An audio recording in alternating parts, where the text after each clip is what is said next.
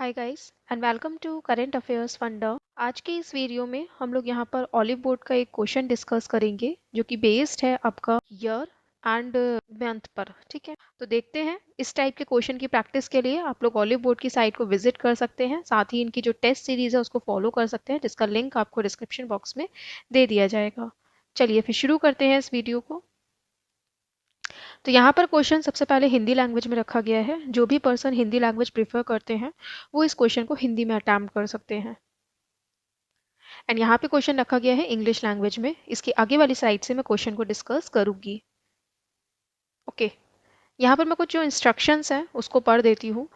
यहाँ पे ये कह रहे हैं a company was established in 2007। एक कंपनी है जिसको स्टैब्लिश करा गया है 2007 में। It recruits either one employee or no employee in a given year. तो ये जो है ये या तो आपका एक एम्प्लॉय रिक्रूट कर रही है या फिर कोई भी एम्प्लॉय रिक्रूट नहीं कर रही है ईयर में। ठीक, मतलब जो आपको ईयर दिए होंगे उसमें या तो कोई एक एम्प्लॉय आपका ज्वाइन कर रहा होगा कंपनी या फिर कोई भी एम्प्लॉय नहीं करेगा। ठीक है, मतलब वो वैकेंट होगा, वो ईयर जो है वो खाली होगा। The first recruit was done इन 2007, यानी कि आपका जो 2007 है वो क्या होगा, वैकेंट नहीं होगा। ठीक है, देखो देखने में तो ये स्टेटमेंट बहुत मतलब इजी सा है। कई लोग इसको ये समझेंगे कि 2007 से स्टार्टिंग होगी, लेकिन यहाँ पर इसके दो मीनिंग निकलते हैं कि पहली रिक्रूटमेंट जब 2007 में हुई है तो इसका मतलब 2007 जो है वो वैकेंट नहीं है। कई लोग क्या कर सकते हैं, जब अपना चार्ट बनाएंगे या जो भी अपना डायग्राम बनाएंगे उसमें 2007 को वो वैकेंट जो है देने की गलती कर सकते हैं। ठीक, तो यहाँ पर आपको ध्यान रखना है कि जब इन्होंने लिखा है क्लियरली ये मेंशन करा है कि पहली रिक्रूटमेंट जो है वो 2007 में हुई है, इसका मतलब आपका 2007 वैकेंट नहीं रहेगा। As of 2020, the company has total of 10 employee and the recruitment for 2020 is complete. यहाँ पे ये कह रहे हैं कि आपका 2020 तक इनके पास कितने एम्प्लॉय थे, 10 एम्प्लॉय थे। 2007 से लेकर 2020 तक कितने साल होंगे, देखिए 7 8 9 10। ठीक है, और बाकी के 10 साल यानी कि टोटल 14 ईयर्स होंगे। तो 14 ईयर्स में ये 10 एम्प्लॉयज रिक्रूट कर रहे हैं, जिसमें से एक रिक्रूटमेंट आपकी 2007 में होगी। आगे गिवन है each employ join the company in different month. सारे एम्प्लॉय जो हैं वो आपका डिफरेंट मंथ में कंपनी को ज्वाइन करेंगे। ठीक, देखो जब भी आपका दो वेरिएबल वाला क्वेश्चन आता है ना, लाइक मंथ एंड ईयर मिलकर आ रहा है या मंथ एंड डेज मिलकर आ रहा है, तो उसमें आपका ज़्यादातर एक जो वेरिएबल होता है ना वो आपका जो पैटर्न होता है असेंडिंग एंड डिसेंडिंग उसके लिए यूज़ नहीं करा जाता है, वो जस्ट वेरिएबल का काम कर रहा होता है। तो यहाँ पर जो है वो ईयर हम लोग असेंडिंग एंड डिसेंडिंग में रखेंगे, बाकी के जो मंथ है वो एक वेरिएबल का काम हमारे लिए यहाँ पे करेंगे। ठीक है, तो यहाँ पर 2007 से रिक्रूटमेंट होगी ना, तो हम 2007 से लिख लेते हैं 2007, फिर 2008, 2009, 2010, 11, 12, 13, 14। आप इसको चाहे तो फॉरवर्ड कर सकते हैं आगे। ठीक है,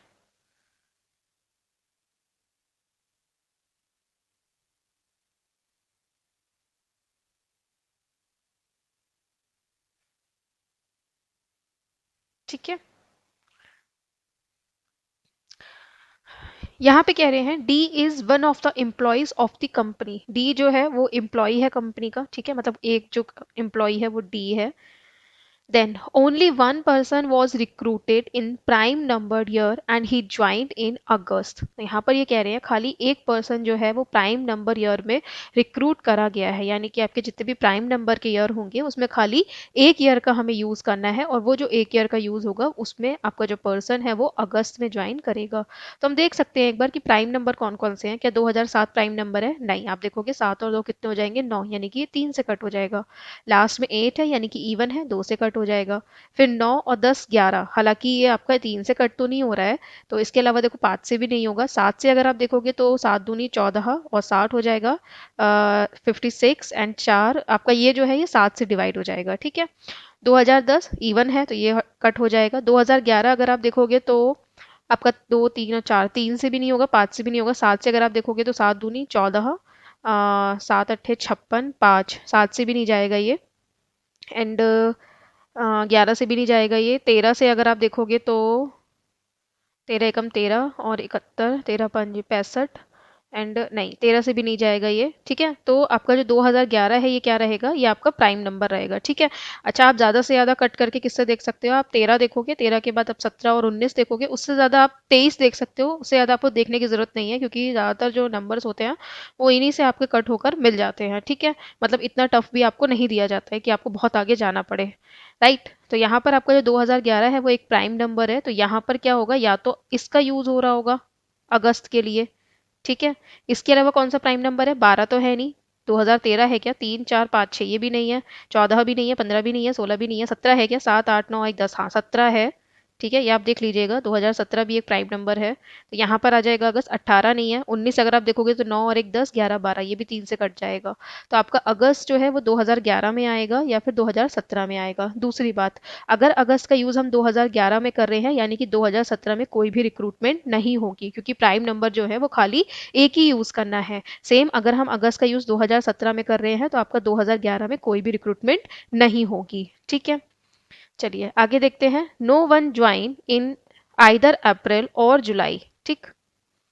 तो कोई भी पर्सन जो है वो या तो अप्रैल या फिर जुलाई में ज्वाइन नहीं करेगा, तो यहाँ पर हमें बेसिकली इस चीज का ध्यान रखना है कि आपका अप्रैल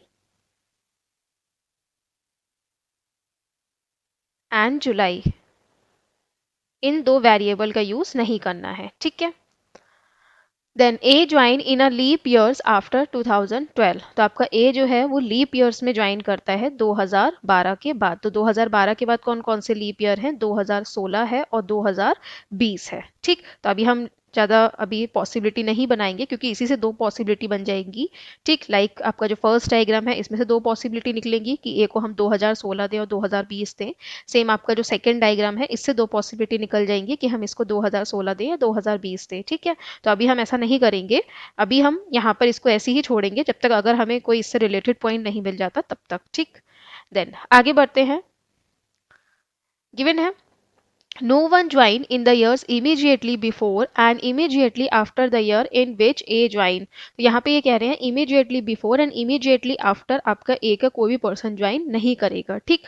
तो इसको हम अलग लिख लेते हैं, क्योंकि ये हमारे लिए कोई बहुत मतलब अच्छा वो नहीं दिया गया है, मतलब अच्छा पॉइंट नहीं है कि हम इसको अभी फिक्स करें, ठीक।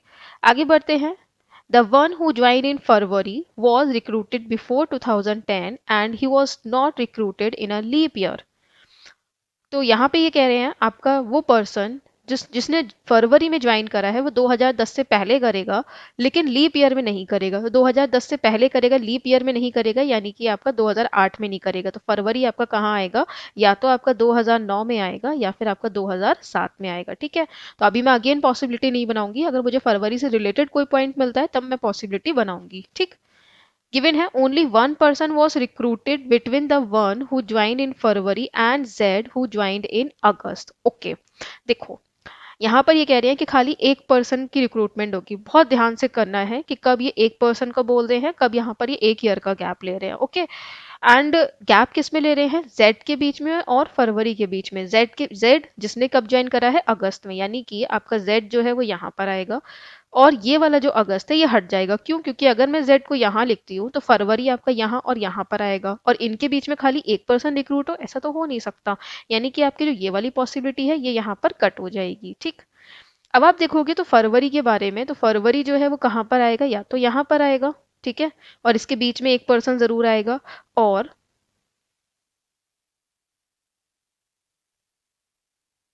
दूसरा फरवरी जो है वो कहाँ आ सकता है, फरवरी यहाँ आ सकता है, और इनके बीच में कोई एक पर्सन आएगा, ठीक है। अच्छा, मैंने एक डॉट यहाँ पर 2009 पे लगाया, तो आप ये मत सोचिएगा कि 2009 में ही पर्सन आएगा, ये डॉट मैंने बीच में लगाया है फरवरी और अगस्त के, ठीक है।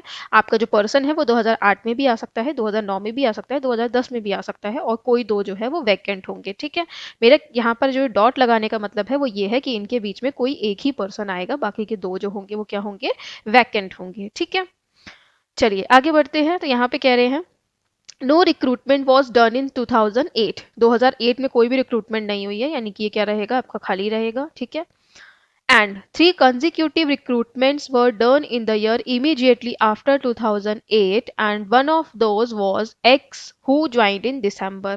तो आपका 2008 के बाद 3 साल लगातार ज्वाइनिंग होगी, ठीक है, यानी कि 9 में, 10 में और 11 में, और इन जो लगातार आपकी 3 साल की ज्वाइनिंग है उसमें आपका एक्स भी आएगा, ठीक है, और एक्स जिसने ज्वाइन करा है दिसंबर में, यानी कि आपका 9, 10, 11 में से एक्स दिसंबर किसी एक ईयर में आएगा तो ऑब्वियसली इसमें आ जाएगा ये,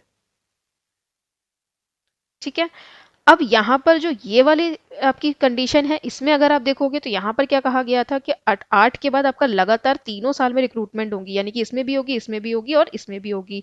तो हमारा जो पहला वाला स्टेटमेंट था कि फरवरी और अगस्त के बीच में खाली एक पर्सन आएगा, वो तो गलत हो जाएगा ना, क्योंकि यहाँ पर फरवरी और अगस्त के बीच में 2 पर्सन हो जाएंगे, ठीक है। तो ये पॉसिबिलिटी अगेन यहीं पर ही कट हो जाएगी, ठीक। तो पॉसिबिलिटीज जो है बहुत ज्यादा नहीं बनती हैं अपनी, लगातार अगर आप ध्यान देते रहो तो वो एलिमिनेट होती जाती हैं, ठीक है। आगे बढ़ते हैं। हम्म, तो यहाँ पे कह रहे हैं Y who join the company after 2017 join before 2020 in the month of March. तो वाई जिसने कंपनी ज्वाइन कब करी है, 2017 के बाद लेकिन 2020 से पहले, ठीक। तो वाई जो है वो कहाँ पर आएगा, या तो 2018 में आएगा या फिर 2019 में आएगा, ठीक। ओके, आगे बढ़ते हैं।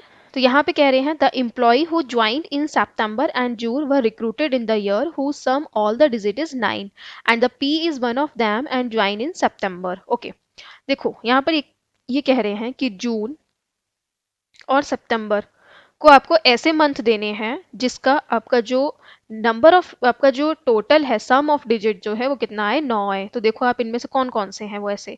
एक तो 2007 करोगे तो 7 और 2 कितने हो गया, 9, ठीक है। तो इसमें क्या आ सकता है आपका, सितंबर एंड जून में से कोई एक आ सकता है। इसके अलावा अगर आप देखोगे तो 8 और 2 10, 9 2 11, 2 और 1 3, 2 3 4, 2 4 और 1 5, 2 3 5 और 1 6, 2 4 6 और 1 7, 2 5 5 और 2 7 और 1 8, 6 और 2 कितने हो गए यहाँ पे आपका 8 और 1 9। उसके बाद ये बढ़ता जाएगा 10 11 और 12, ये आ जाएगा 12 पे, और ये फिर कितना आ जाएगा, 4 हो जाएगा, ठीक। तो यानी कि आपको दो कौन कौन से मिले हैं यहाँ पे, एक 2016 और एक 2007, ठीक। तो यहाँ पर आपका क्या आएगा, जून आएगा और सितंबर आएगा, ठीक। तो इसमें अभी हम क्या करेंगे, इसको हम लिख लेते हैं कि ये जो दोनों ईयर हैं वो कौन कौन से होंगे, 2007 होंगे और 2016 होगा, ठीक। क्योंकि यहाँ पर आपकी एक ही पॉसिबिलिटी भी है तो उसी हिसाब से हमें यहाँ पर चलना पड़ेगा, ठीक। आगे बढ़ते हैं। तो यहाँ पे कह रहे हैं no one was recruited in the year just after the year in which Z was recruited. तो जेड के बाद जो ईयर है वो आपका खाली रहेगा। Then C was recruited in one of the years after 2008 was recruited before 2014। तो सी जो है वो आपका आफ्टर 2008 आएगा बट बिफोर 2014 आएगा। In one of the months after October, लेकिन अक्टूबर के बाद वाले महीने में आएगा। तो अक्टूबर के बाद वाले महीने कौन कौन से हैं आपका, नवंबर एंड दिसंबर। तो आपका जो सी है उसे क्या मिलेगा, या तो नवंबर या फिर दिसंबर, लेकिन दिसंबर तो हमने ऑलरेडी एक्स को दिया हुआ है, तो यानी कि सी को क्या मिलेगा, नवंबर। तो सी नवंबर को हमें कैसे फिक्स करना है, 2008 से लेकर 2014 से पहले, 2008 के बाद और 2014 से पहले, यानी कि आपका सी नवंबर कहाँ आएगा, यहाँ पर सी आएगा और यहाँ पे नवंबर आएगा, okay. Then R did not join in May and February and was recruited before Y. तो आई जो है वो मई में ज्वाइन नहीं करेगा, फरवरी में नहीं करेगा, लेकिन वाई से पहले करेगा। तो वाई से पहले करेगा यानी कि आपका आर जो है वो कहाँ आ सकता है, 2016 में, 15 में, 14 में और 2007 में, ठीक। तो हम यहाँ लिख लेते हैं कि आपका आर जो है उसको हम मई एंड फैब नहीं देंगे, लेकिन वाई से पहले देंगे, ठीक। Q join in first month of the year. तो क्यू जो है वो कब करेगा, जनवरी में, ठीक है। And was recruited after C but before A. तो आपका सी के बाद करेगा लेकिन ए से पहले करेगा, ठीक है, इस तरीके से। B was recruited in 2020। तो बी जो है वो 2020 में रिक्रूट होगा, तो बी यहाँ पर आ जाएगा, सीधी सी बात है, बी यहाँ पर आएगा तो फिर आपका ए आ जाएगा यहाँ पे, ठीक। अच्छा, मई को आपका वाई को लेकर आपका 2019 वाली पॉसिबिलिटी भी है, तो उसको भी हम यहाँ पर अब लेंगे कि बी आपका यहाँ भी यहाँ आएगा, वाई अगर यहाँ आता है तो आपका ए जो है वो यहाँ पर आएगा। Then C November, vacant, August Z, X, December, February and this, okay. तो अब आप देखोगे, ये वाला पॉइंट मैं ले लेती हूँ, ठीक है, क्योंकि सी क्यू ए इसमें पॉसिबिलिटी रहेगी। तो मैं ये वाला पॉइंट लेती हूँ, पी सितंबर एंड जून। तो पी को आपको सितंबर देंगे 2007 या 2016 देंगे, तो पी सितंबर को हम 2016 नहीं दे सकते बिकॉज ए फिक्स हो गया, तो पी को हम ऊपर रखेंगे, पी सितंबर। एंड जून जो है वो कहाँ पर आएगा, 2016 में। ठीक, ए के दोनों तरफ वैकेंट रहेगा। उसके बाद नवंबर, अच्छा ये तो हो चुका है। आर आर मई, आर को मई एंड फैब नहीं मिलेगा, लेकिन वाई से पहले आएगा। तो आपका आर को क्या मिलेगा, आपका यहाँ पर देखोगे तो उसको क्या मिलेगा, आपका 2014। ठीक है, इस कंडीशन में आपका क्या हो जाएगा, आर को 2014। लेकिन इस कंडीशन में आपकी दो पॉसिबिलिटी है कि आर को 2014 भी मिल सकता है और आर को आपका 2018 भी मिल सकता है। ठीक है, इसके अलावा देखोगे तो सी क्यू ए, क्यू को जनवरी मिलेगा लेकिन आपका ए से पहले मिलेगा और सी के बाद मिलेगा। तो आप देखोगे इस कंडीशन में तो यहाँ पर क्या स्पेस है, नहीं है, यानी कि ये कंडीशन जो है वो आपकी कट हो गई। इसमें अगर आप देखोगे तो जो आर की दो पॉसिबिलिटी बन रही थी, एक 18 वाली और एक 14 वाली, उसमें से हम 14 वाली को हटा देंगे। क्यों, क्योंकि हमें यहाँ पर किसको रखना है, क्यू को रखना है। ठीक है, तो आपका आर कहाँ पर फिक्स हो जाएगा, आर फिक्स हो जाएगा 2018 में। ठीक, अब मंथ कौन कौन से बचे हैं, देखो जनवरी का यूज हो गया, हाँ फरवरी हो गया, मार्च का यूज हो गया, मार्च का यूज हो गया, अप्रैल, अप्रैल का यूज हमें करना नहीं है, जून का हो गया,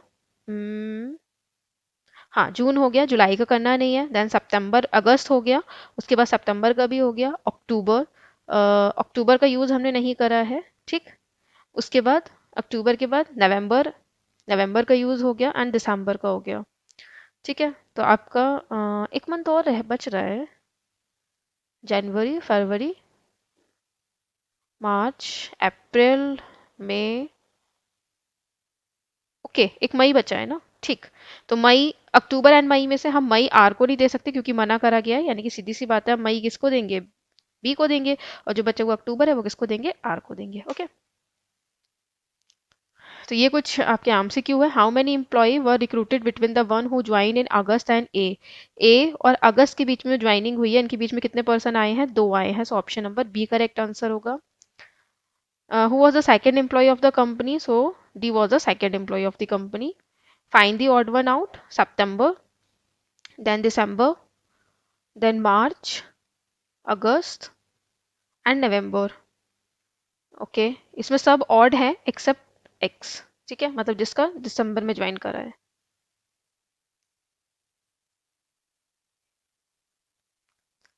ओके, सो यहाँ पर जाकर आप लोग जो फ्री मॉक है एसबीआई के, उनको अटैम्प्ट कर सकते हैं। इस सेक्शन में आप जाइएगा और यहाँ से जाकर आप लोग जो फ्री मॉक है उनको भी अटैम्प्ट कर सकते हैं, साथ ही इनकी जो टेस्ट सीरीज है उसको भी बाय करके आप लोग प्रैक्टिस कर सकते हैं। हमारा जो टेलीग्राम चैनल है उस पर अपना डिस्कशन के लिए और रेगुलर अपडेट के लिए उसे ज्वाइन कर सकते हैं। करंट अफेयर्स फंडा आपको सर्च करना है और ये आपको आइकॉन बना हुआ दिख जाएगा, यहाँ पर आप इसको ज्वाइन कर सकते हैं। साथ ही में यहाँ प्लेलिस्ट में कुछ वीडियोस को ऐड करा गया है जिनको आप व्यू कर सकते हैं, एंड चैनल को सब्सक्राइब कर लीजिए ताकि आपको रेगुलर नोटिफिकेशन मिले। Thanks for watching this video, have a nice day.